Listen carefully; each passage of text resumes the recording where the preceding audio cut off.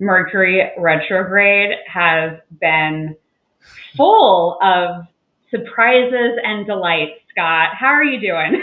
Doing well. Well, we jumped on here. There's already like 6 comments, but nobody's in the jar yet. Oh, you're in the Oh, jar. great. There I You're am. in the jar. So, but no one else is in the jar yet. So, I don't. If people need to comment again, but okay, There we now go. now it's starting to work because like people were already commenting before we got on here. But yeah, okay, cool. Yeah, and another Yeah. thing I just noticed was in the live chat over on YouTube, there is a badge next to Susan Anderson's name. And I was like, what is this? And Uh-huh. so YouTube has started giving badges out to people that Oh, are like the biggest fans of the channel. So yeah. Susan has like a little crown next to her name and it says #1 next to it. So Cool. Susan, way to go. Yeah, good for you, Susan. Yay. Love it. Yeah, Okay. So Mercury retrograde, how has it been for you? I want people to start commenting and letting us know how it's been for yeah, them. yeah. Are you asking me? Yeah, you Oh, and everyone else. Don't put okay, it in the okay. chat, but yeah, how's it been for you overall? You know, it's been challenging at times, and then other times I'm not noticing it. But definitely, yeah, felt some challenges over the last week, some tension. Where I'm really glad that I know what's going on, so I'm not overreacting to what I'm feeling. Uh, yeah, but things have been tense and at times, and I just it's really helped me kind of slow down and not put so much pressure on myself. Though I did have a really pressure packed dream earlier this morning. I'm a big napper, Dallisa, so I had a couple clients earlier this morning, and then I lied down for a nap around 10:15. I had another client at noon, so I set my alarm for 11:45, and man, I went deep. I went deep, and you were in my dream, Dallisa. You were Wait, in what? my dream. Yeah. Oh God. Yeah, I Okay. was it was one of those dreams where like you go to sleep and it's your dream is so real that you don't realize that it's not a dream. Like I swore that I was like the clock was ticking. I needed to meet you here for our meeting, and I was searching everywhere for the link that you gave me to come on here, and I couldn't find it.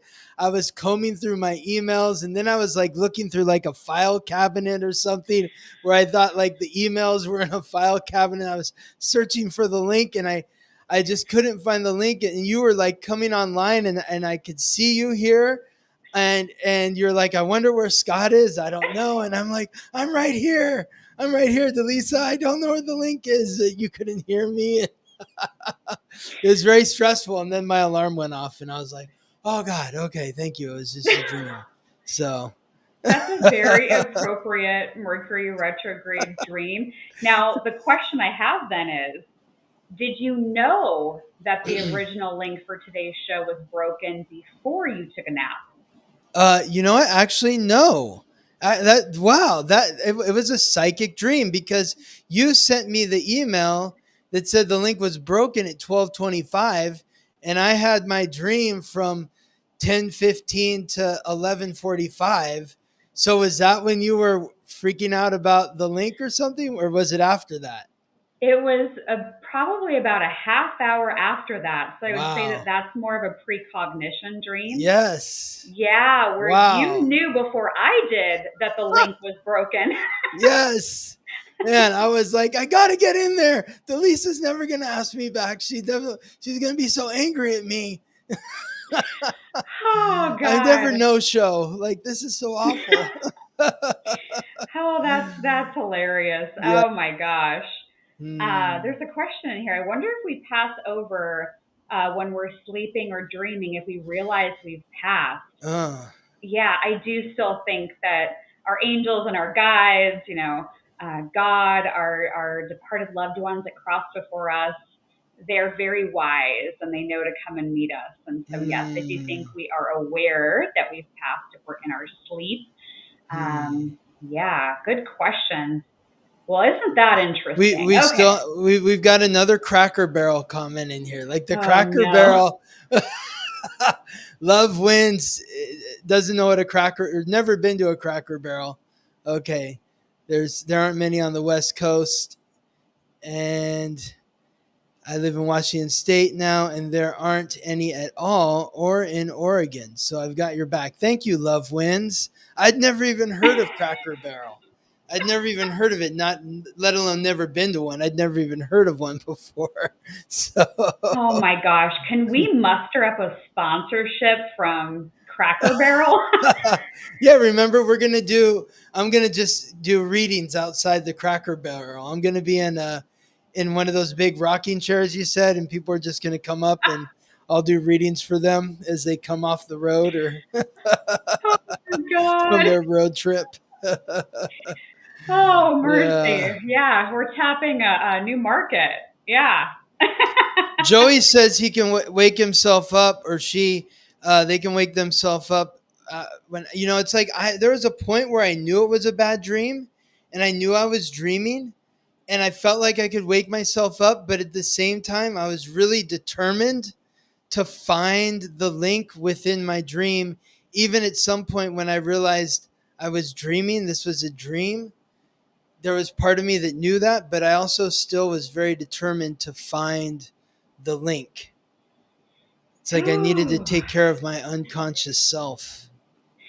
Oh my gosh, I love that you had a premonition about me stressing out over the broken link. Well, I'm glad we're here. We've got a full house of people watching today. Welcome in, everyone. I see that I you're love putting it. your location in the chat. Beautiful, beautiful. Oh, looks like so closed caption, you should be able to turn those on in your settings if you're on YouTube or on Facebook. It's a setting on the social media platform itself.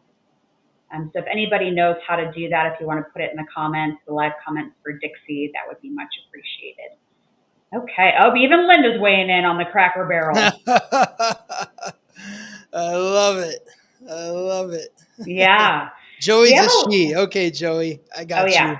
Yep. Thank you. Thank you for that.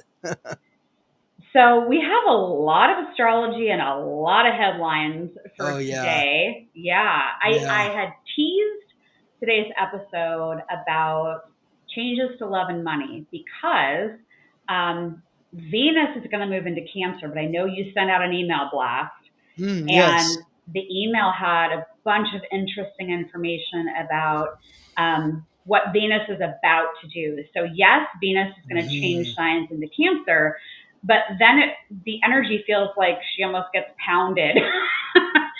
And right. Venus has some like love, money, value, energy to it. Oh, yeah. So what the heck is happening? Well, first of all, Venus is the goddess of love and beauty, the planet of relationships. It's a circle of spirit on top of a cross of matter.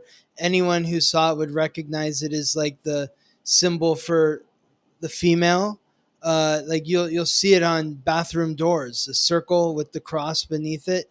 And that represents your eternal soul in the world of matter and what it senses, the 5 physical senses: sight, sound, smell, taste, touch. This is why Venus represents value, because it represents what you like or what you don't like. It's your tastes in terms of the 5 physical senses. So Venus is transiting into Cancer tomorrow, and it will remain in Cancer until August 25th.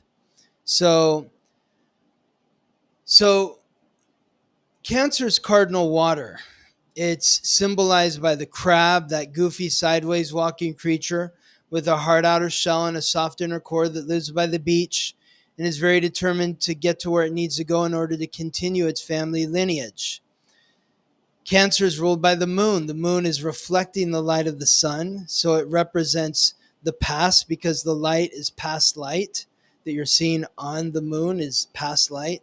So the moon represents the past, your roots, your upbringing, your childhood, the ones who raised and nurtured you, your ancestors, your upbringing, your bloodline.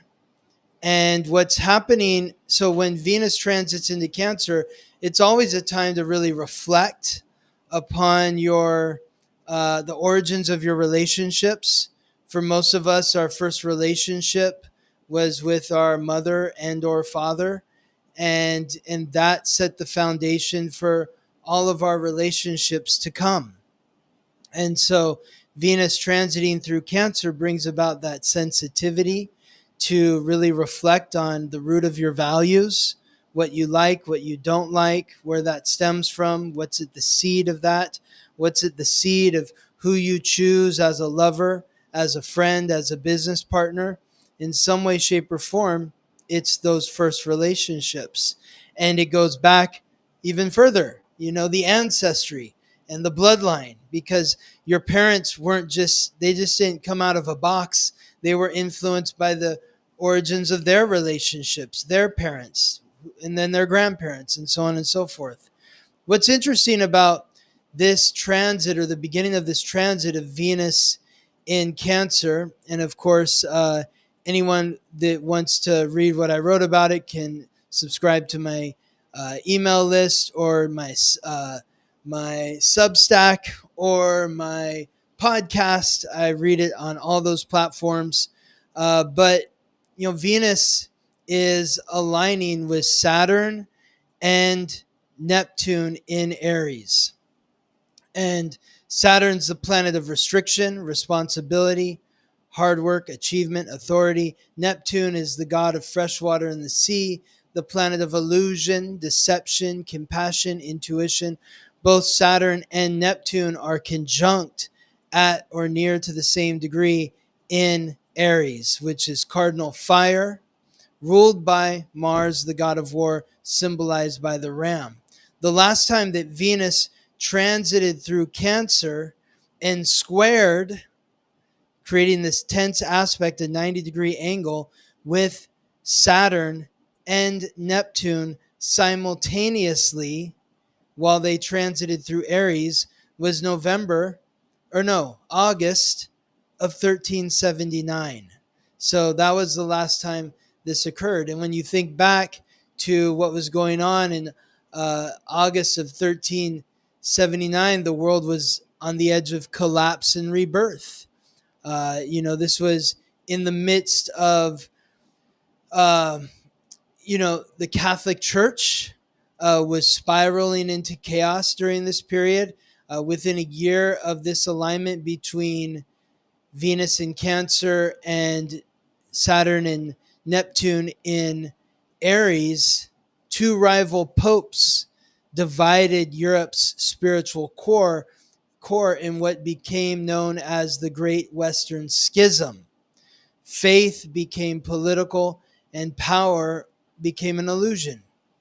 So there's a connection to what was happening then and what's happening now. We were also in the midst of the 100 Years' War between England and France. So, they were being devoured. Their resources were being devoured by this war. Tax revolts were stirring. National identities were hardening. The common people were being squeezed between the collapse of feudal order and the rise of centralized kingdoms. Well, at the same time, mystics, artists, reformers were quietly questioning the hierarchy. Catherine of Siena was pleading with the papacy for humility and reform. The whispers of the Renaissance were beginning. So just a couple of things going on that has happened before. Just, really light period in history, Oh, God. I mean, we can see it in the news headlines that we'll go over in a bit. But so as I think about that, what comes to mind is an opportunity to go deeper, because I think of the sea and the ocean as being really deep. around our early relationships, mom, dad, whoever it was there as an influence as you were growing as a small child, perhaps, and what that means for your life now. But with Neptune, having that energy of potential deception or confusion, I wonder if it will create a stir in people. I think it's later this week that it happens, or is it sooner than that? The squaring, it happens through the end of the week and through the weekend. Okay. So yeah, it's basically we're gonna start feeling it, starting now, and it's just gonna intensify through the weekend. Yeah, the visual I'm getting psychically is of people on a merry-go-round in a playground, which is interesting with the Cancer influence, and like looking up in the sky, going in that merry-go-round, feeling confused about who they are, where they're at, how to get off the merry-go-round, what's true, what's not true. There's also been a lot of victim mentality that's been really coming out more and more in the news stories and, people that you may know. So there's this really kind of murky, swampy energy that feels attached to this. And so I would suspect that this week people will be having potentially, depending on how much work they've done on it already, but they may feel like love, relationships, values, money is bubbling up to the surface. But whether or not they're going to have the clarity they're looking for, it doesn't sound like the clarity is there with Neptune. Would you agree? Yeah, exactly. It's like you said, there's a lot of victim mentality right now. That has to do with Saturn in Aries, which is like, can you take responsibility for yourself? And Neptune in Aries brings confusion about what that even means. It's like, what is me? Is this my responsibility? Is it someone else's responsibility? There's a lot of confusion around who we are as individuals. That Neptune in Aries, we've talked about this when Neptune first transited into Aries. It's a crisis of faith with regards to ourselves. Each one of us is going to go through a crisis of faith in who we are. It feels like a washing machine. Yeah. Well, think about it. When you're in that spin cycle, you don't know which way is up or down. You talk about that like in the ocean, right? That's the spin cycle. Neptune rules the ocean. If you ever get tossed by a wave, you're like, which way is up? Or, it's like you don't even know what's up or down. And it's like so horrifying to think about that in the wake, another water term of, Malcolm Jamal Warner being dragged out to sea and killed last week, what we talked about, but it's kind of creates this just confusing period. And the confusion is meant to really ultimately draw us to a point of faith. Yeah. Faith in ourselves, faith in a higher power, faith that we will get through this. And even if we don't have clarity right now, that eventually we'll understand. Exactly. That there are gifts in the pause. And that timing is divine. Yes. And if we feel like the weight of the wave on top of us, that we trust that will be pulled up to the surface. Yes. When the time is right and that clarity is available for us. You brought something into my mind, a personal story. If I might share, like I drove through the Pacific Palisades last weekend for the first time since the fires. They're finally letting non-residents in there. And so I just wanted to drive around because even though I'm not a resident of that community, I spent a lot of time there because my sister and her family live there. And I had this like moment of clarity or epiphany where several years ago when my sister moved to this neighborhood, it was my dream to like buy a house there. You know, one day I'm going to be able to afford to buy a house in this neighborhood. And there was this one particular house. And, you know, people always tell you, you know, like manifest, you got to be specific. At the time, I didn't know that I was a non-specific manifester, but I was just really focusing on this one house. I was like, this is the house that I am going to buy. I'm going to live here. I'm going to be right around the corner from my sister and her family. And the house, you know, is like the kind of the most like modest house in the neighborhood. Just this wooden house. It was older, and you know, it seemed like the people that were living there had been there for a long time. And I was like, one day they're going to want to sell. I'm going to buy it. I'm going to have enough money at the time. And of course, when I was driving through my sister's neighborhood, that was one of the houses that was gone. And so it was just a reminder that sometimes you think you really want to get something and like the universe is conspiring against you. Like, why won't you just give me what I want? I know it so clearly. And yet, if I would have owned that house, my house would have burned down. And thankfully, that wasn't a part of my story. So, and I was just thinking, you know, spirit guides and angels, like, thank you for protecting me and for closing all the doors that led to me potentially buying this house. So, Wow. you know, it goes back to divine timing and just letting go and letting God and saying, you know, okay, whatever's happening here is what's meant to happen.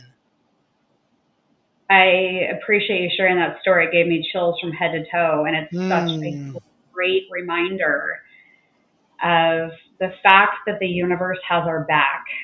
Yes. And the universe has even better than a 30,000 foot level, you know, view of our life and what's happening. And, you know, I have heard this said before, but, you know, God hears conversations you weren't a part of, right? And so it's that belief and knowing this, that even if it's not what you wanted, it's the way that it's meant to be. Yes. And in every Exactly. single twist and turn in our life, there is wisdom, there are gifts, there are things that come out of it. But trying to force something that isn't divinely meant for you, either ever or at that time, can cause, I think, a lot of strife. It can feel like we're drowning, you know, symbolically. Yes. And it wouldn't surprise me if this week, if there are more people feeling anxiousness, because a lot of people in our modern world really feed off of clarity and control. And this week will not have much of that. And so it's going to ask us to be incredibly patient. And so if there's anything in your life that you are just questioning around anything with the home, the past, your money, your relationships, you are not alone, and just trust in the process of how it's unfolding. Yes. Yes. Amen, Dallisa. Amen. I Oh, love it. God. Autumn Yep.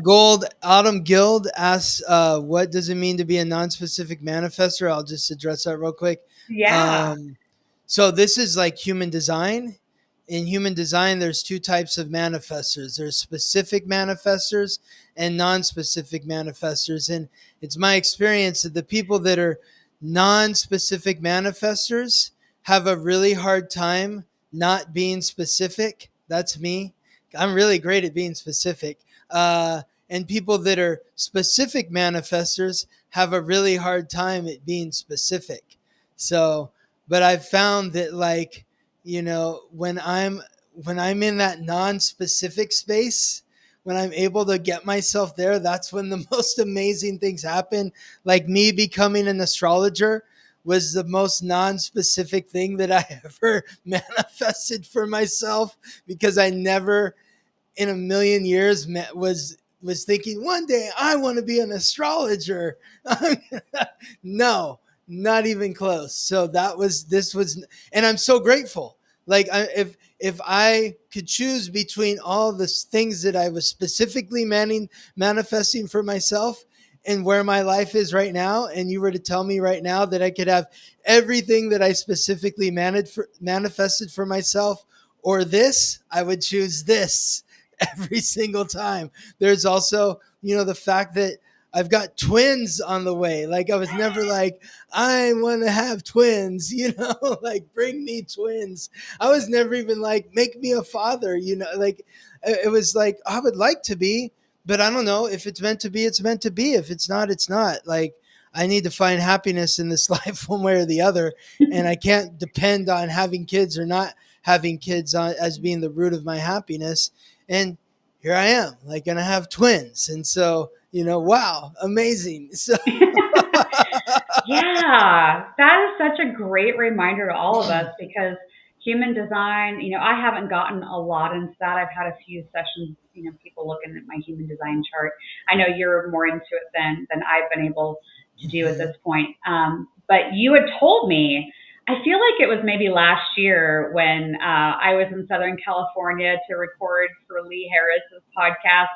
And you told me that I was a specific manifestor. And I did the same thing. I looked at you and I was like, what does that mean?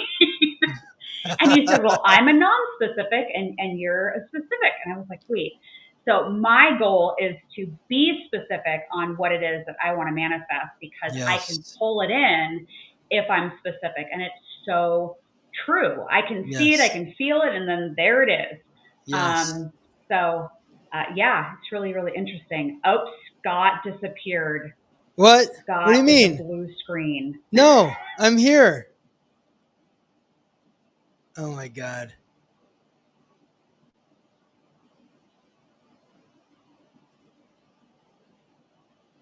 Wait, is Dallisa gone?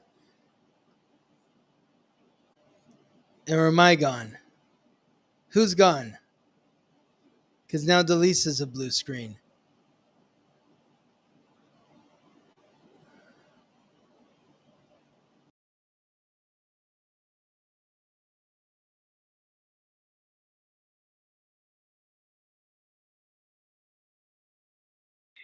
Oh, mercy. Okay, we're getting back into this. Can we talk about this, Dallisa? What just happened here?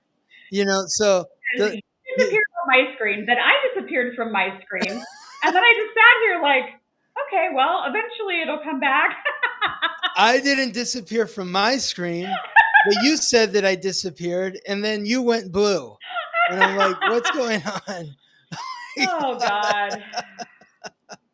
We can't make this stuff up. We are demonstrating. Someone astrology. said they could see me though. So people were saying they could see me. So I don't know. I just refreshed my page after, okay. So we're back.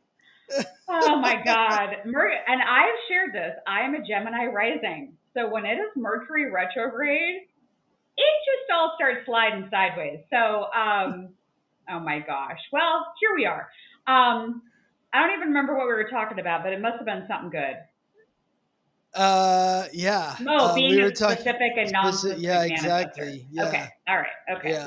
We're back. Yeah. Okay. Cool. I saw in the comments a little bit ago, a few people had mentioned Chiron going retrograde in Aries. Yeah. We got to talk about that, because I think that that's a lot of that victim energy too that's coming up in the collective. So what do you think of that?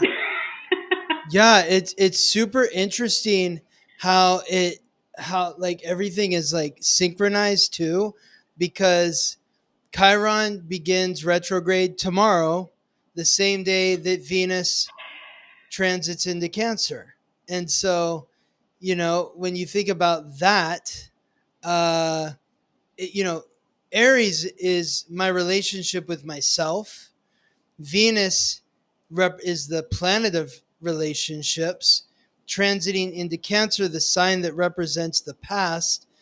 A planet transiting retrograde is reflecting upon the past because it's moving backwards. We're going to be hitting all the same degrees of the Chiron has transited through since we go back to, let's see, Chiron transited into, this is another weird thing. So Chiron transited into its retrograde shadow on April 5th of this year.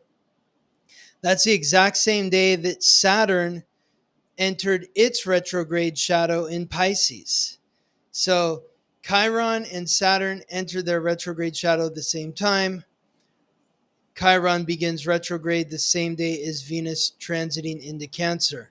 So think about everything that's been going on in terms of, like, Chiron is the wound and the ancient wisdom which is unlocked through healing that wound. When you look at the symbol for Chiron, it's a broken cross of matter on top of a circle of spirit, signifying the wound that occurred to the eternal soul in the world of matter. Chiron also looks like a key, which represents ancient wisdom which is unlocked through healing that wound.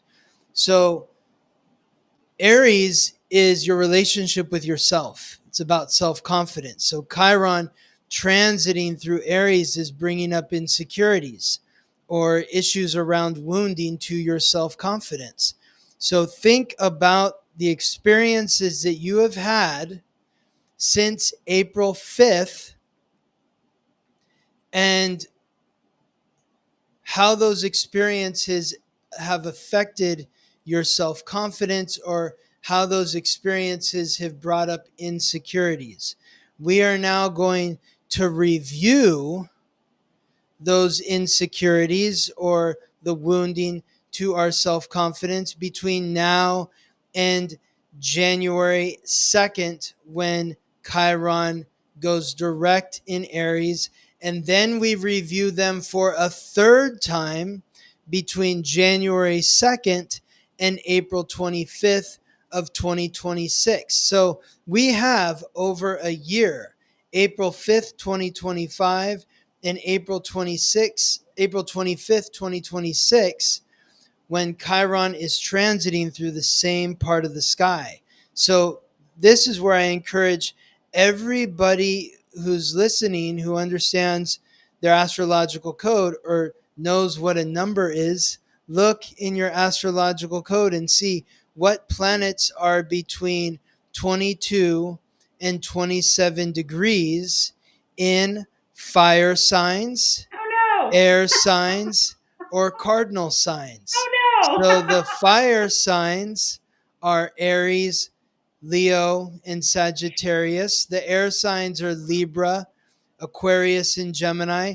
The cardinal signs, two of that I've already mentioned, Aries and Libra, and Cancer and Capricorn. So if you have anything between 22 and 27 degrees in any of those 8 signs, then you are going to be experiencing a direct connection to Chiron in Aries during this period from April 5th, 2025 to April 25th, 2026.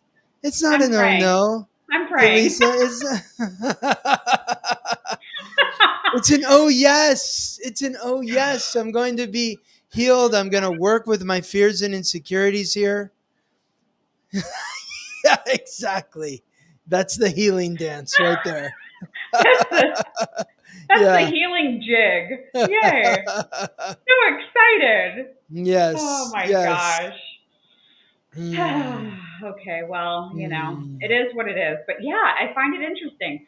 I can definitely see those themes, starting in April through now. And so I guess apparently they keep going until April of 26. But yeah, self confidence. And what feels different for me in this period of learning that is I think this time it feels like it's cementing more. Because I've done like all these different layers of all of this work around self worth and Yes. for years. But the Yes. thing that's different over these last couple of months is I've had these like epiphany after epiphany, and it's like, oh, it's like it's settling in. Like I'm actually understanding it. It's almost like I'm Yes. seeing it from a different viewpoint, if that makes sense. I love these analogies that you're bringing up because, the beauty of the retrograde is we all have, there's 3 passes, right? There's the first pass, then it retrogrades the second pass, and then there's the third pass when it goes forward for the second time. So if you are somewhere in between 22 and 27 degrees Aries, you're going to experience 3 passes. So that's the first one's a shock. It's like, oh my God, what's happening? Something's wrong, and then you like live through it and you're like, okay, and then the next one comes and you're ready for it. You're like, okay, I kind of remember this happened a few months ago. And then the third one, you're like, that's when the foundation is set. It's solidified. Now you're standing on solid ground. You're like climbing out of the ocean. You're like, okay, I made it. It's like, here, I understand what's happening here, and I'm working with the energy in a new way. And then if you're somebody like Carrie Aiello said, seriously, my birthday is April 5th. So, that means that Chiron was conjunct your sun when it moved into its retrograde shadow. And when the retrograde ends on, when the retrograde ends on January 2nd, there's going to be like, maybe it's all of December, all of January, I'd have to look, but Chiron is going to be conjunct Carrie's sun. So she experienced like maybe a shock of it, and I'd be curious to hear from her in the chat. On April 5th, maybe some form of insecurity popped up on her birthday. That is going to linger for an extended period of time when the retrograde ends. So, December through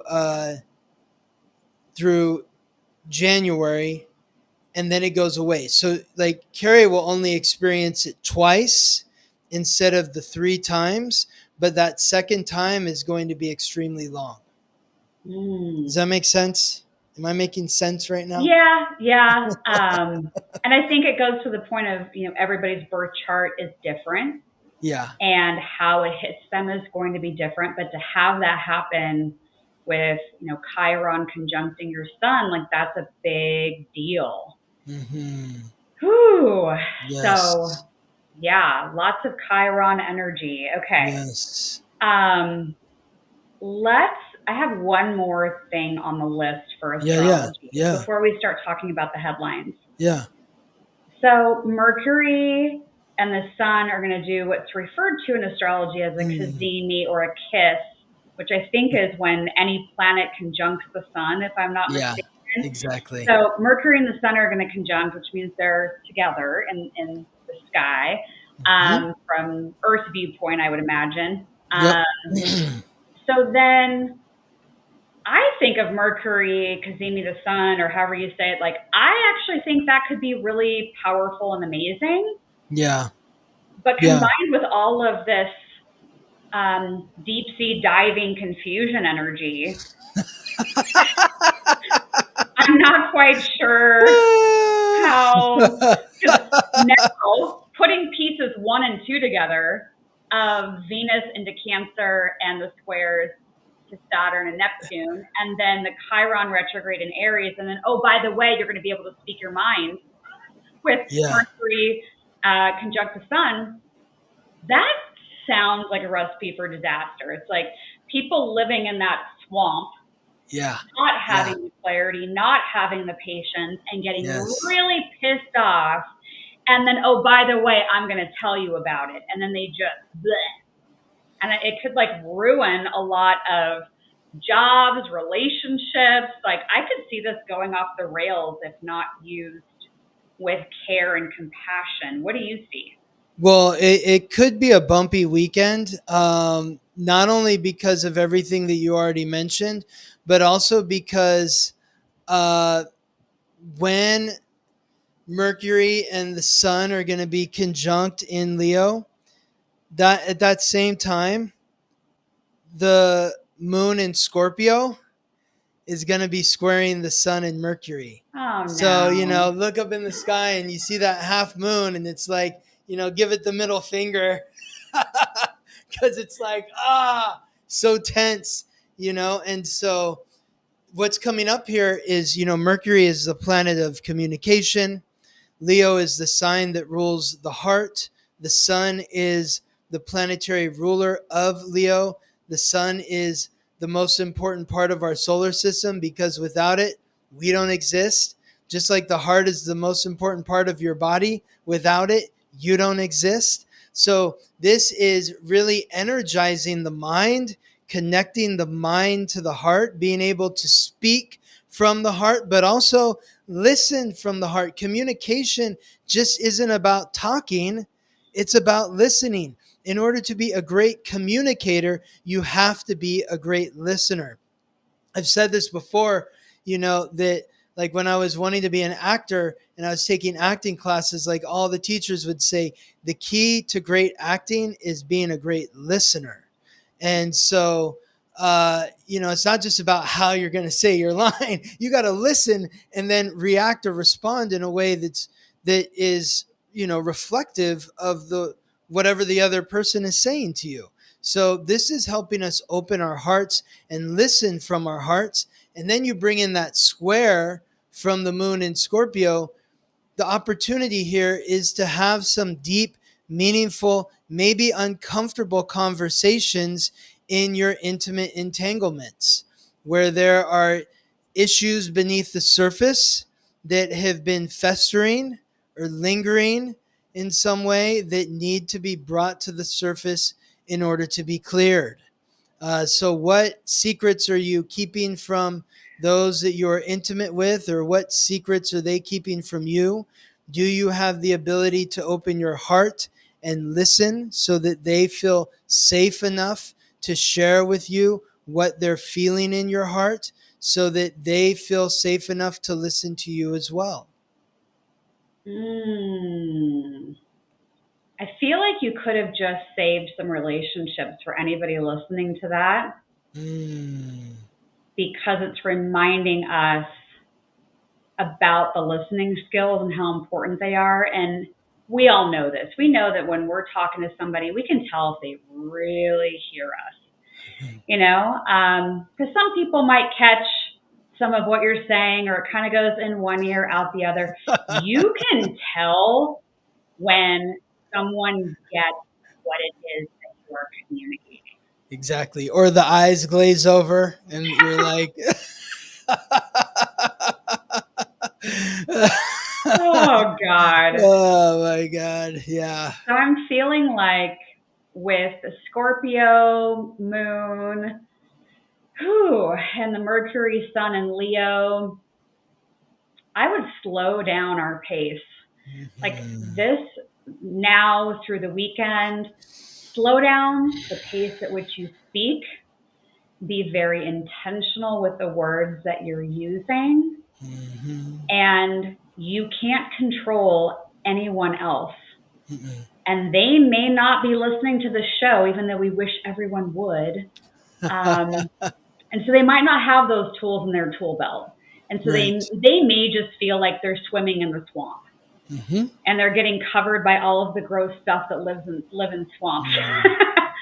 And the alligator or the crocodiles, following them, and they're just feeling maybe in a panic, or these are very Scorpio visuals, by the way. Like when I think of Scorpio and the water, it's a water sign. It's the swamp, and it's the swamp. You're trying to avoid the Loch Ness monster, the monster that's, maybe it's an alligator or a crocodile or something beneath there. It's like something's under there, but yeah, it's icky. Yeah, it makes sense. And so if the people around you, or like you said, the people that you're in intimate relation with, that deep Scorpio energy. So if if people around you start spiraling or they start acting weird this week, my suggestion from an intuitive standpoint would be give them space. Yes. I would not be making any big decisions this week. No. Don't touch it with a 10-foot pole. Don't do it. Yeah. It might be real tempting to tell somebody off this week. I would just not do it. Yeah. Because I think the aftermath with these intense energies could spiral very, very quickly. At the same time, you don't want to censor yourself completely, because you want to be sharing what's in your heart. So there's a way to communicate in a manner that is not combative, that's warm, but can also maybe not feel good to hear, but it's still something that you can receive because of the way that it's communicated to you, or the way that you're communicating it to someone else. Yeah, I think, as you said a few minutes ago, with Mercury communications with the sun, that massive energy, it feels to me like those secrets you mentioned have a real possibility of coming to the surface, or being seen, or being heard, or being found out, but also that we may feel this wide open space to say the things that we want to say, because of how much light is there. And so, yeah, I would just say be mindful as you proceed forward this week. Yeah. Did you see this comment from Carrie? Oh, I did. Yeah, I think she lines up with your astrology. Yeah, Scott. exactly. Yeah. I asked her, did anything happen on the 5th that brought up wounding or insecurity, and said she got really sick. And on the 6th, she finally shared with her adult children that their dad and she were getting a divorce. Like, talk about matching the So that's astrology. the shock. Yeah, exactly. Yeah. Exactly. Yeah. Oof, sending you all kinds of good energy, and yeah. Jax is asking us to speak on the Kazimi for more clarity. Was that not enough clarity for you? Well, maybe Jax, the question is, should we speak on the date of the Kazimi for more clarity? Okay. So when is that Mercury Sun Kazimi? When does that actually happen? That's on Thursday. Yeah, Thursday. And then the square with the moon is early Friday morning. So, I mean, yeah, you definitely you don't want to hold things in on that day, because I feel like if you hold things in, then you might go the way that Dallisa is saying not to go, where you unload on somebody. Like, what we don't want to do is unload and, be too volatile with somebody. So in order to contain the volatility, we need to be able to speak and let the steam out of the pot, right? Yeah. So I think it is important to say what you need to say on these days. Wednesday, Thursday, Friday, Saturday. These are all important days to really communicate what's in your heart.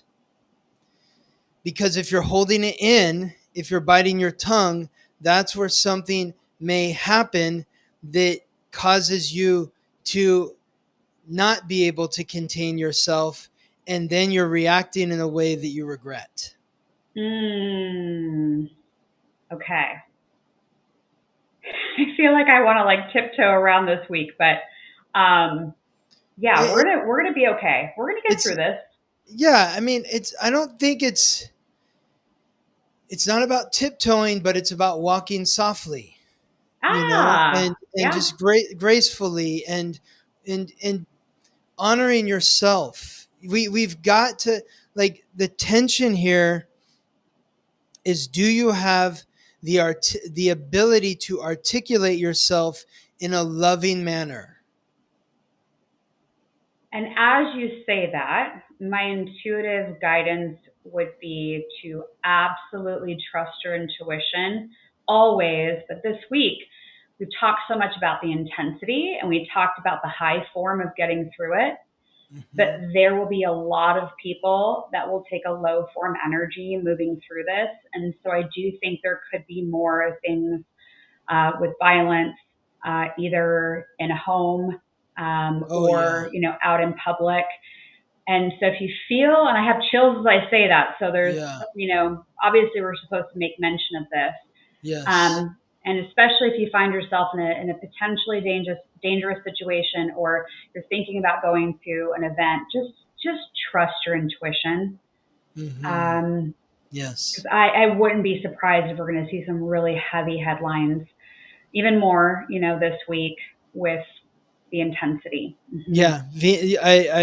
I think you kind of hit on it with like the home tension with Mm-hmm. Venus in Cancer squaring Saturn and Neptune in Aries.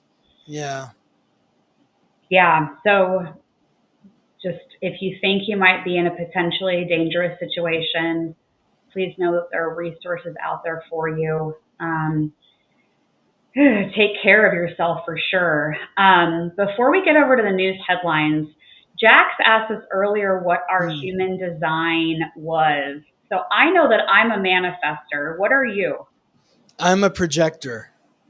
Makes Yeah. sense. Yeah. Yeah. Exactly. Yeah, totally makes sense. Because the projector is the guide. It's like I'm just a projector, and you come to me and you put your film in my projector, and I show it to you on the screen, and you're able to see yourself in a manner that you are not able to see on your own. Yeah. And I think I just manifest a bunch of stuff. Yeah, exactly.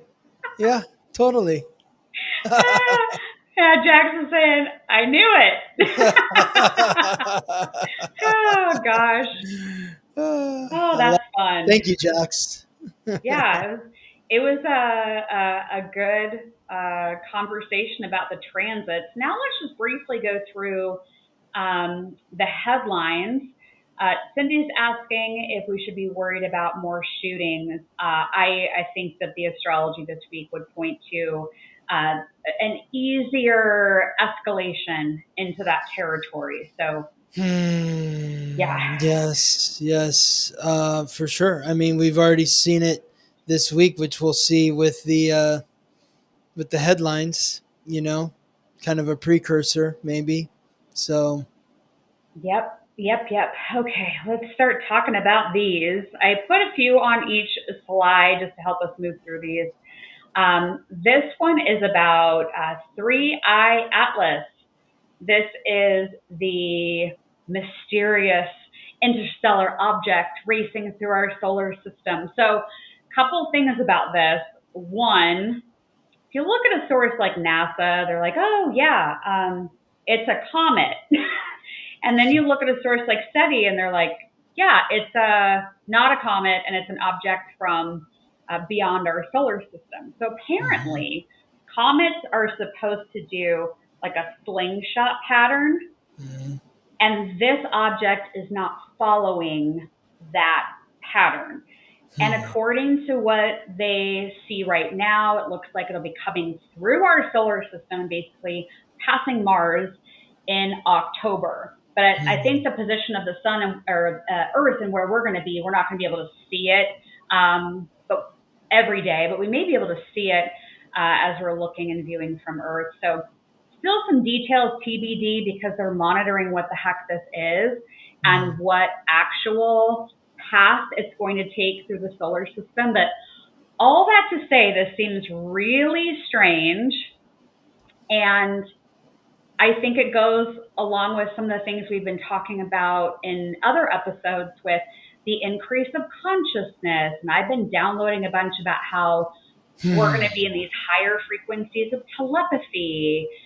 So I do wonder if there's going to be more about objects or spacecraft or things outside of this orbit, the solar system that we're in. So, what do you think? Hmm. I I have no idea. I mean, I don't know what to think about this. Um, I mean, I think I kind of lean to where you are, and that it's uncovering more, learning more about the solar system, learning more about where we are, or what's going on out there, and how we fit into the mix. Yeah. I think that maybe part of this has to do with, and I should go back and look and see what was happening when Uranus was transiting through Gemini, if there was any sort of discoveries in terms of space. But it feels like a Uranus in Gemini reflection where we're kind of waking up to what else could be out there. Yeah. They're Yeah. reporting right now that it's a lot bigger than Oumuamua. I think that's how you say it. That object that came through semi recently. And I think that might be depicted on that slide there in the bottom left-hand picture. And so they're saying it's a lot bigger than that. When is it going to get closer to Earth? So I think right now they're projecting October. Uh-huh. But I think because there's so many questions about what it is and where it really is going to move, I think that could be updated or clarified. But if you go on different news sources, a lot of news sources are reporting this now. It's becoming more mainstream. But NASA may even have like where they're projecting that it's going to go through the solar system, but it passes through Mars. And when I saw that, I thought, oh my God, because it gets, relatively speaking, it gets pretty dang close to things in our own solar system. And all it would take would be potentially hitting one planet in our solar system that could cause this ricochet that ends up being catastrophe. Yeah. Ripple effect. Yeah. Yeah. Yeah. Mm-hmm. So we'll keep our eye on this, but very interesting. I'm intrigued. Never a dull moment. We had Hulk Hogan pass away because we talked about the two passings last week.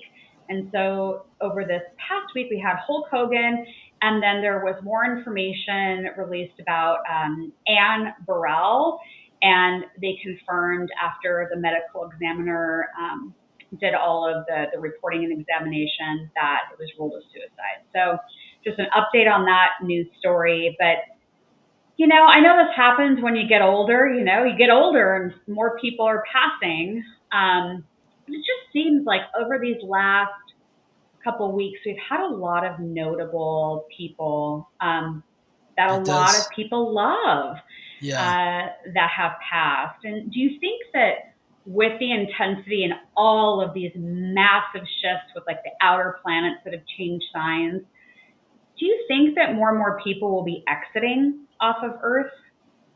I mean, yes. I feel like it sounds crazy to say that. Like, I don't know. It's like, I do agree with you. It seems like there's been more people of note, like public people, celebrities dying. I just can't help but think about Pluto and Aquarius, and Aquarius is like the anti-celebrity. Even like Hulk Hogan. Like Hulk Hogan is a Leo, and he's like the ultimate Leo, right? I mean, just like can just attract attention to himself. Like I stood in a lobby of a hotel in Century City one time, and I noticed him. Like, this was probably 10, 15 years ago or so. And I was just like, who's that? And I was like, oh my God, that's Hulk Hogan, but he just had such a presence about him. And so, of course, he's a Leo sun. I think he's a Leo rising too. There's, some uncertainty about his birth time, but, Leo is the celebrity. We talked about that last week, how Pluto transiting through Leo brought about the advent of the celebrity. And now with Pluto transiting through Aquarius, I feel like it's going to be the exiting of celebrity. And I feel like maybe that's why it seems like there's more celebrities dying than in the past. Maybe I'm just making this up. I don't really have it. It's just what I'm feeling. But yeah. Yeah, no, some people are saying in the comments that some of these people just didn't sign up for the next chapter, of what we're headed into. And I Yeah. remember I had a dear friend of mine pass away unexpectedly a few years ago, and I was communicating with her energy a bit after she left her body and made her transition.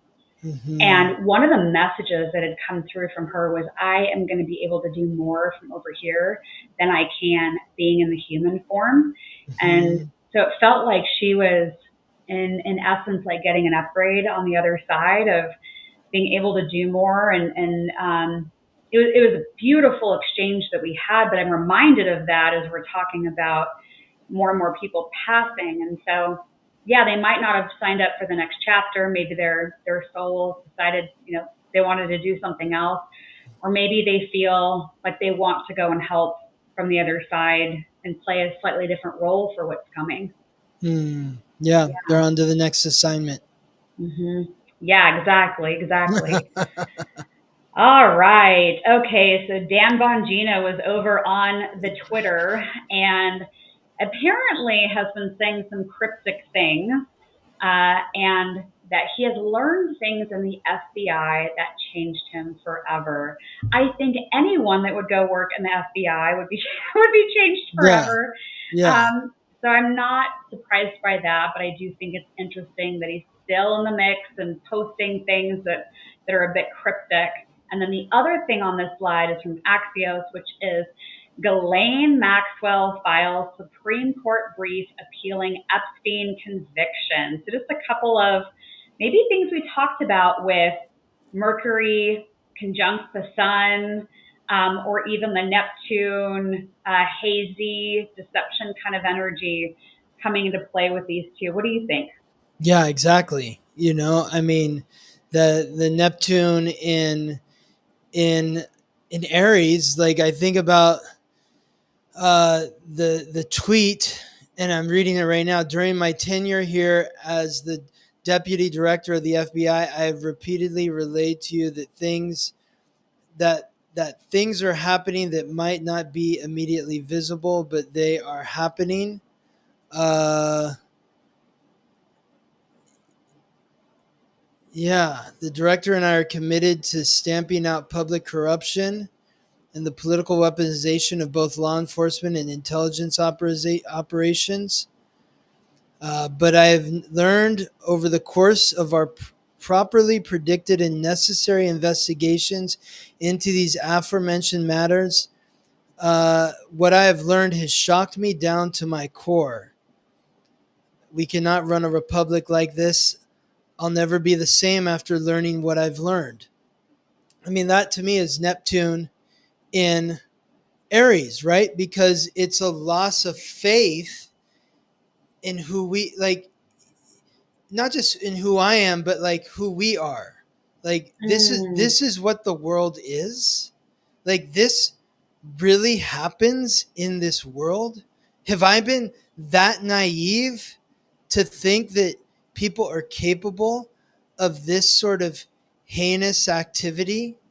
Like it seemed like a fantasy, but now the fantasy is coming into hard reality with Saturn, the planet of reality, forming that conjunction with Neptune. This is Saturn conjunct Neptune is bringing the fantasy into reality, and we're needing to take a hard look at ourselves, and that is creating um, maybe greater confusion in who we actually are.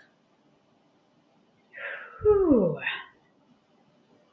Yeah, maybe people will be feeling like spilling all the beans on X this week I or keep Facebook waiting or for it to happen. Like I mean, it's like, and I guess maybe it's just a long process, but and yeah, I mean, we could talk about this next week with Mars moving into Libra, but there's something there with that too.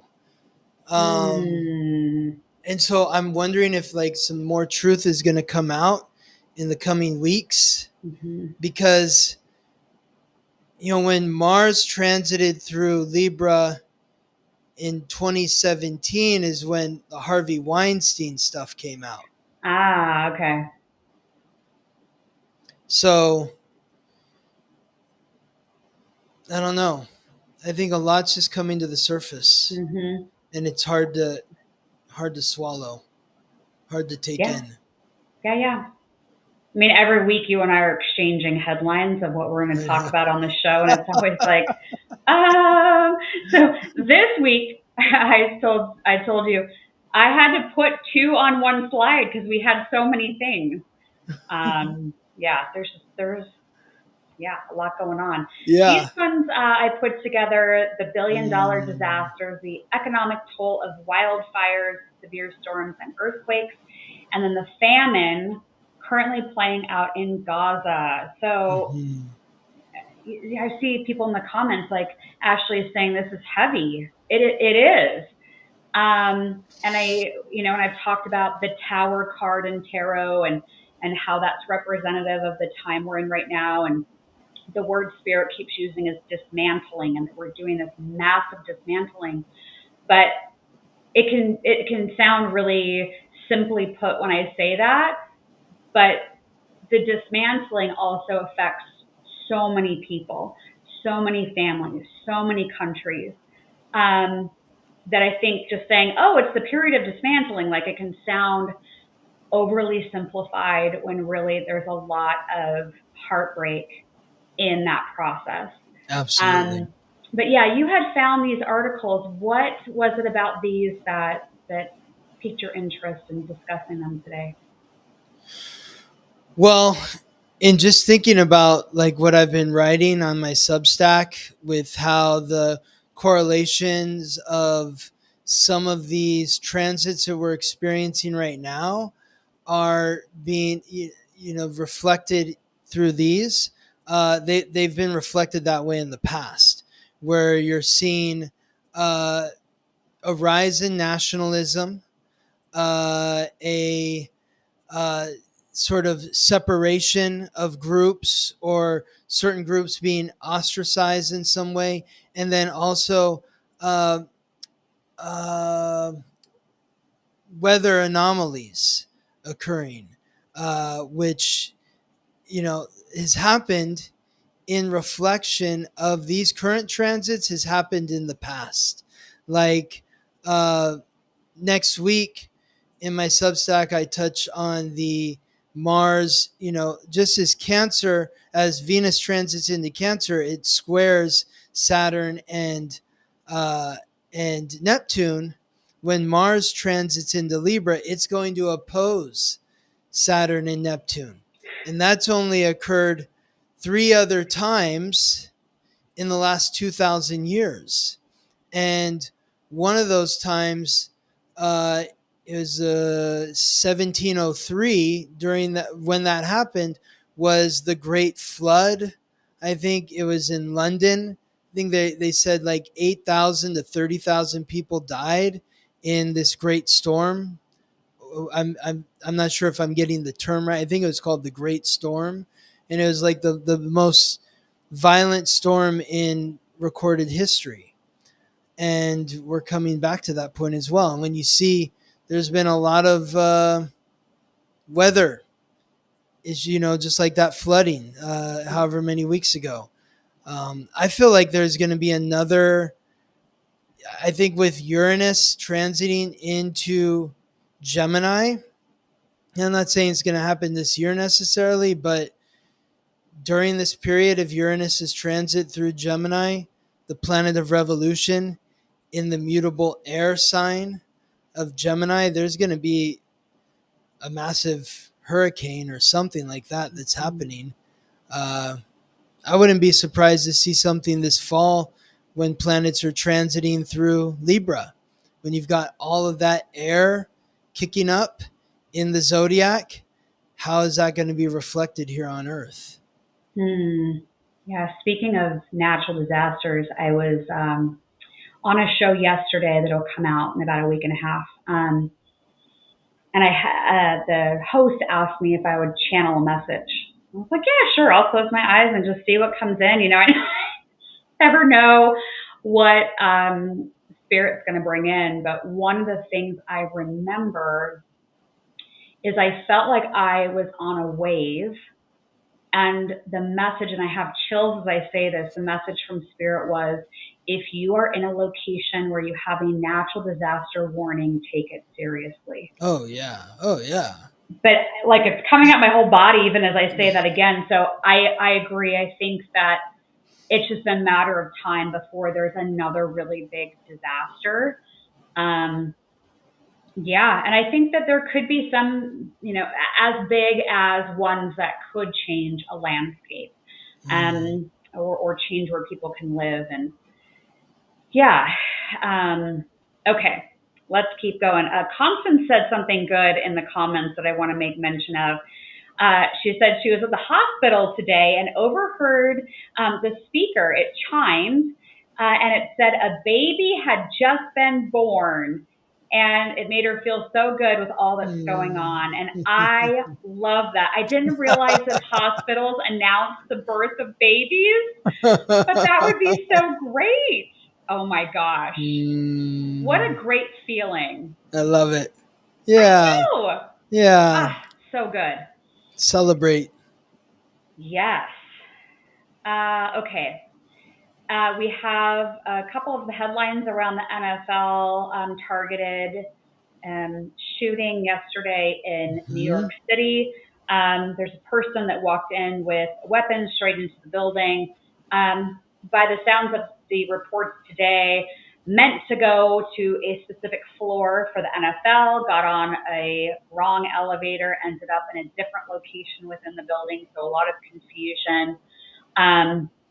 I saw a picture today that absolutely horrified me. Oh. There was a office, presumably in the same area, that had taken furniture from the office. Apparently they had word that there was somebody in the building, and barricaded the door that somebody would come through. And it's just this picture of these people pushing couches and furniture up against the door. And that'll be an image that haunts me for a long time. Yeah. I can't even imagine. No. Yeah. Horrifying.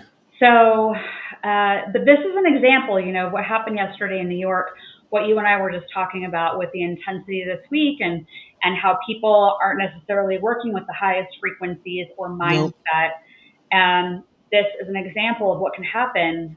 Yes, because this is somebody who, according to the article, it said that, he blamed the NFL, blamed the NFL for, he believed he had CTE from brain trauma from playing football, and blamed the NFL for that, even though he never played in the NFL.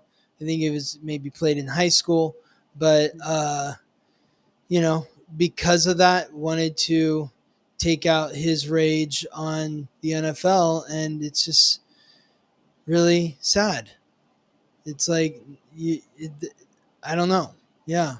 Do you think it could be like the prelude of Chiron retrograde in Aries? Like, I am going to show you that you harmed me, or I think you did this to me, like that victim mentality. Do you think that could be a part of it?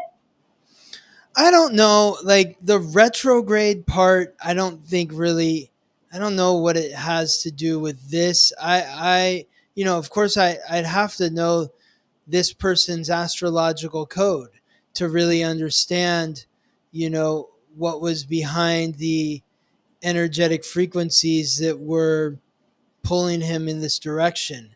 But generally speaking, I think it has to do with Chiron in Aries, not necessarily the retrograde, unless, I just think of the retrograde as it's a time to reflect. And like Chiron retrograde, I mean, it's just sitting here at 27 degrees. It's been sitting at 27 degrees all month. It's going to be sitting at 27 degrees all next month. So whether it's direct or retrograde, it's like, where is that hitting your chart? I think that Saturn and Neptune in Aries have a lot to do with it as well. Becoming disillusioned about who you are, unwilling to take responsibility for that disillusionment. and then Chiron bringing up fears and insecurities of what it means to be confused about who you are, and that stress and tension. All of it could be a factor. Yeah. Yeah. Well, hopefully it doesn't get too bad this week, but feels like those are the ingredients in the blender right now. And Yeah. Unfortunately. Exactly. Yes. You have 4 news stories that have to do with sports. Well, I think, I don't know if it was you or me, but Deion Sanders said that he had battled and beat bladder cancer, and it sounds like they actually made him a new bladder. Yeah. And that it's all hooked up. And so the one thing that he's apparently like working on that I didn't know is when you have a bladder replacement, this might be a little bit TMI, you don't know when to go to the bathroom. And so it's like this process of relearning your body and how to do that. Yeah. But I thought, what? You can make a bladder? I was so like amazed by it. Yeah, they said they did it from his small, was it the stomach or small intestine? I want to look at something real quick. Hold on a second. Yeah. The other headlines we have on here I want to see what Louise Hay says about the bladder, because I'm curious to know. Because cancer, I know, is deep hurt, long-standing resentment, deep secrets, and grief eating away at the self, carrying hatreds. What's the use?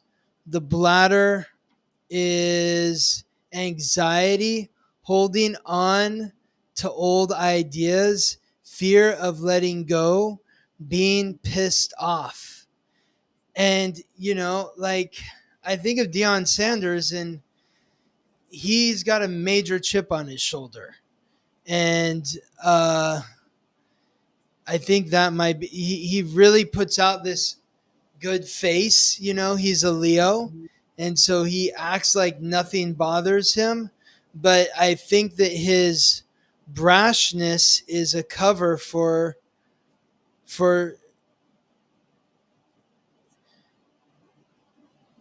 I think that he's been dismissed in a lot of ways. Like the chip on his shoulder is like he started as a coach, just working his way up the ranks as like his kids' coach when they were little kids, and then through high school and into college, where he was the head coach at a historically Black university, Jackson State, I think it's called.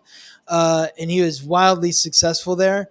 And then Colorado hired him. And of course, everyone's like, what? How can they hire Deion? And he went in there very brashly and has turned their program around. But there does seem to be this sense of, holding on to the old ways or not letting go of the past or that sort of thing. So, and then the NFLPA attorney, that was, that's more about like just revealing the secrets that are coming out. It's like we touched on last week how the head of the NFLPA Players Association resigned because he was like double dipping. He was working for them, but also working for a consulting firm that, there was a conflict of interest. And he was spending a lot of money at strip clubs and writing it off. And now they're talking about potential criminal investigation.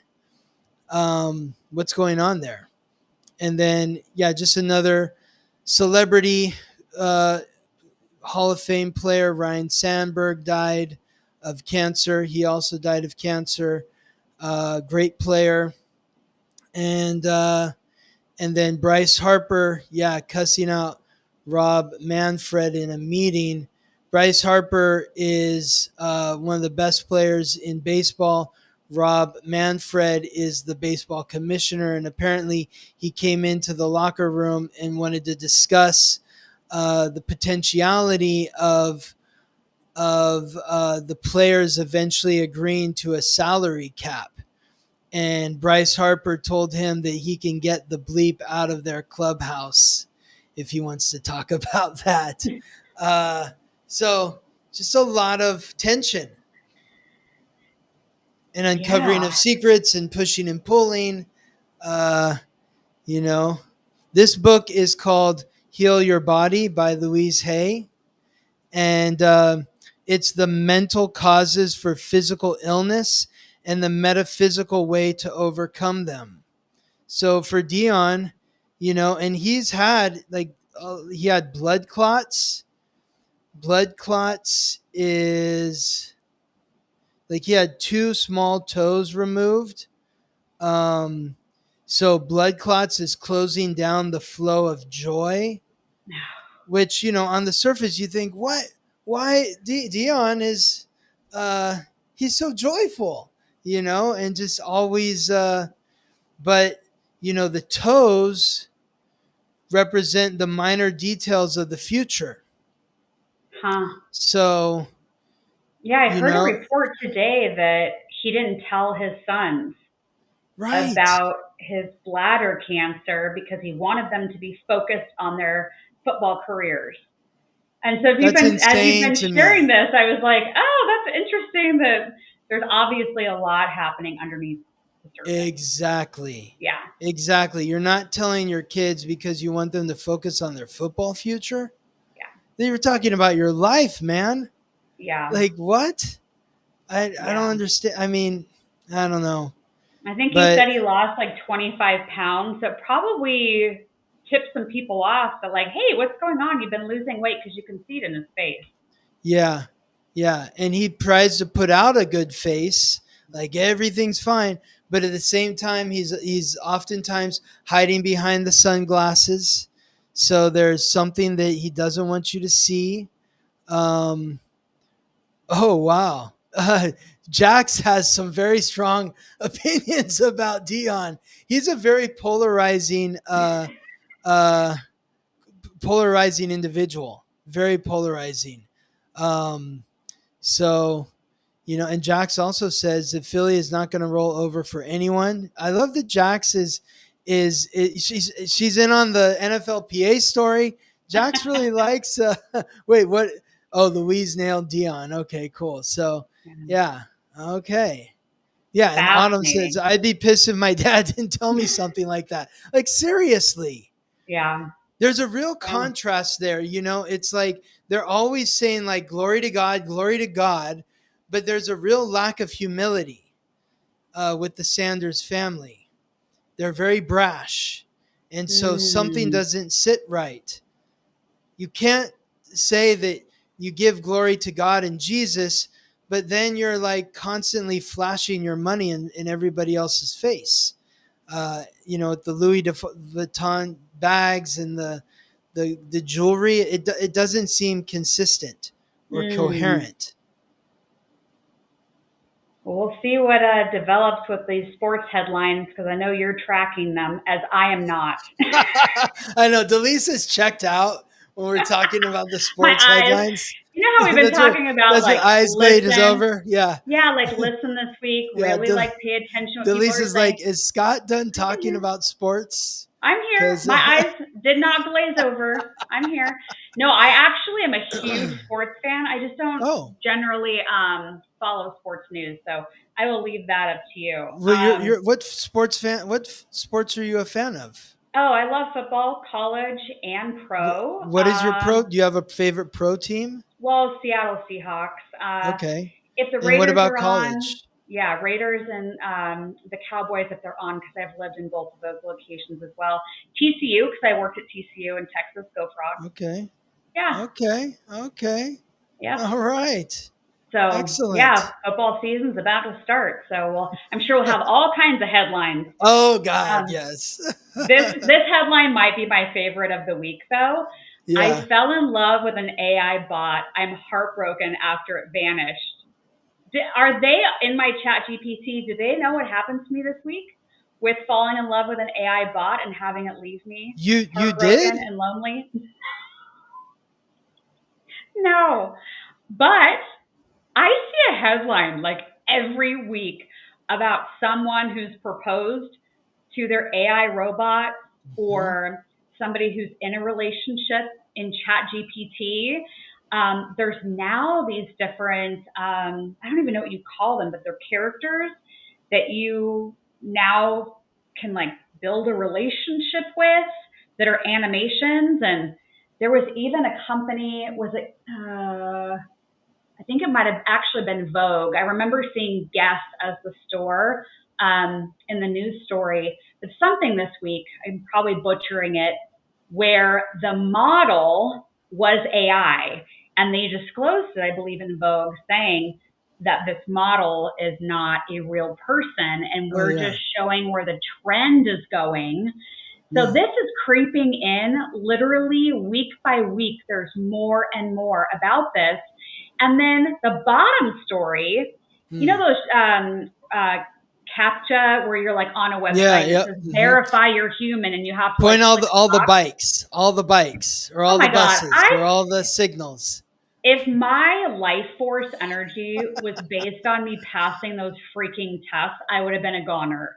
So there are conflicting reports, but today there have been news stories about how ChatGPT Agent, which is a new feature of ChatGPT, has now figured out how to play the part of the human and bypass or successfully get through the online test to prove that you're a human. So at what point does AI start breaking into everyone's different accounts and doing whatever it wants to do if it can act like it's human? Yeah, soon. I'm looking forward to AI reading and responding to all my emails. And no, I mean, like this is they've already made movies about this, right? This is Her, that movie Her with Joaquin Phoenix, where he falls in love with the Scarlett Johansson voice. Yep. Remember that film? I've seen it. Oh, yeah. And then there's the film with Al Pacino years ago. I think we mentioned it here. It's called Simone, where he creates a model, and she's like the hottest thing in the world, you know? So, you know, and so that film's probably like 25 years ago. But like on Instagram now, or X, all these different like social media platforms, it's sometimes hard to tell is that a real person or not. I'm not sure. The it's model that I agree. The model they used in Vogue, she's gorgeous, and you wouldn't know. That's the telltale sign right there. Like when I look at someone's face and I'm like, this is the most perfectly beautiful person woman I've ever seen in my life. It's probably AI. Yeah. It's probably AI. And there's music now, like on YouTube, you know, like I was just looking for music and it's like this deep house mix pops on. And yeah, it's a picture of a woman. I'm like, my God, who is this model? Like, it's the most perfect female face I'd ever seen, and it looked real. But then I started listening to the music and I was like, okay, I like this music. And I'm like, who is this DJ, or what are these songs? And I start going through the comments, and people are asking like, hey, can you show the playlist? And there's no responses, or like there's a response from the person who's running this account that says, oh yeah, or yes, or gives a thumbs up. But then they don't show the playlist. And then I started to realize, and I started listening to the lyrics, and I'm like, oh, this music is all AI. This music is 100% AI. These songs were not written by a person. They were not created by a person. They were created by artificial intelligence. And you could start to feel it and sense it when I was listening to it. I was like, I kind of stopped listening to it because, I don't know, it just felt stale after a while. Yeah. So, well, we'll keep monitoring it and bringing it to you every week at Planets and Predictions. Okay, we have one more quick one, and then we're going to wrap this up. This is found in an Egyptian mine. There is a message that apparently says something to the effect of Moses was here, as they've translated it. So, you know, this reminded me of like being in like a nightclub bathroom where like someone took a pen out of their Yeah, purse and like wrote, exactly. you know, Dallisa Desi was was here. here. Dallisa was here. And Dallisa leaves her phone number behind. For a good time, call Dallisa with Hey, the you know all my secrets. Oh my gosh. That's hilarious. So I thought that would be a good one to end on with our Yeah. headline, because, you know, things are just coming out of left field and we're just along for the ride. Mm-hmm. So beautiful. We're going to do our personalized tarot report reading winner here in just a moment. Scott, before I do that, since we didn't properly introduce ourselves at the beginning, I want to let people know that you're an astrologer, you're a podcast host, your website is theweeklytransit.com, and your socials are the same, The Weekly Transit. I'm over at spiritandspark.com. I teach a bunch of classes on spirituality. I have tomorrow's class where I'm talking about the other side, giving you 33 signs that our loved ones send us from the other side and what they mean, and answering some really interesting questions that have been submitted about what happens when we die and what are our loved ones doing. And so today, which is July 29th, and tomorrow the 30th, you can enroll for any price, name your own price. I do it once a month. And then the price goes up. So I would get in there, jump into that class. If you haven't already enrolled, there's still just a couple of spots open. It's going to be a big class tomorrow, so we're going to have a lot of fun. And you teach a bunch of classes and you do private sessions, Scott. So you've mentioned your Substack as well. So go check out Scott's work at theweeklytransit.com. Yeah. Anything else you want to say before I do our drum roll? Just thank you. Thank you for having me here, Dallisa. Thank you to everyone in the comments. Always enjoy what you have to share. Lots of laughs. You guys crack me up. And yeah, lots of wisdom in the chats too. Always. Really, really Oh my appreciate gosh. what everyone's sharing here. You know, like doing this in front of like the live audience is really kind of everything for me. It's and you, of course, too, Dallisa, you know, so it's a lot of fun. I really enjoy being here. Yeah. It is. We have the best audience, and they're always sharing really cool stuff in the chat. So it's worth coming to this live each week if you can make it, to those in our audience. Otherwise, if you're enjoying the replay, let us know in the comments what you thought of today's episode. And if you haven't hit that thumbs up button yet, do that and click the subscribe button so you will see when there's more episodes coming out.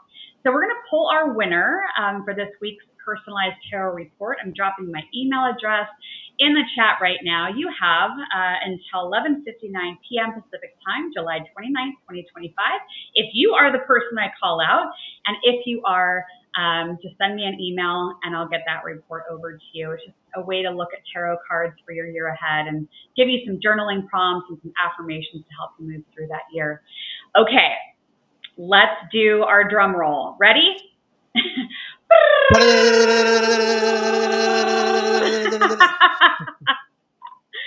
Oh, Lori Gallus. Lori Gallus, you are this week's lucky winner. Make sure you send me that email by tonight. Lori Gallus. And thank you, everybody, so much for tuning in to this week's live show. And yeah, we'll see you back here next week for another episode of Planets and Predictions. And please forward this over to a friend if you enjoyed it, which I hope you did. And thanks, Scott, for being the best co-host. And we'll do it again next week. Yes.